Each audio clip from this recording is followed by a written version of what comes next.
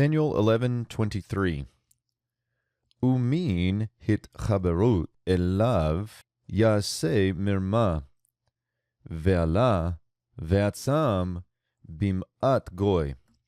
So here we begin with a temporal men. Now, if you're looking for temporal men and you've been following along with our references to Williams Hebrew syntax, you can look at section 316 for this one. So it's a temporal men. And this is especially the case when we look at the verb here. This is a hitpael infinitive construct. Now, it is an Aramaic form.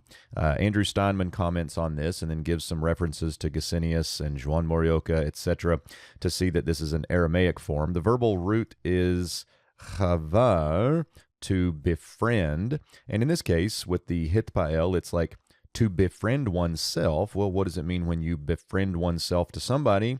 You make an alliance. And so if you look this up in Halot, you're going to see that the hitpael is to make an alliance or to ally oneself, to make a partnership, something like that. And so if we take this temporally, it'll be something like after the making of an alliance to him, or after he has made an alliance, he will do treachery or deceit, something like that. Here the verb is a call imperfect third masculine singular of the root asa, and treachery here gives a little more clarity to what we saw in verse 21. You might remember verse 21 said with slipperinesses or with slippery places, and here I think that gets a little more specific with treachery or deceit.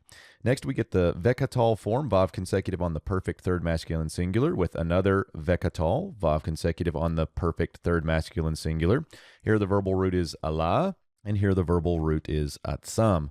And so we get, and he will go up, and he will be strong, or he will be powerful. Now, you might see here the root letters related to bones, etzem. And so you might think here of the strength of a femur bone or something like that, if that helps you remember this. But the verb is to become powerful, to be strong. So he will go up and he will be powerful with few of a nation, with only the few of a nation. In other words, with only a few people.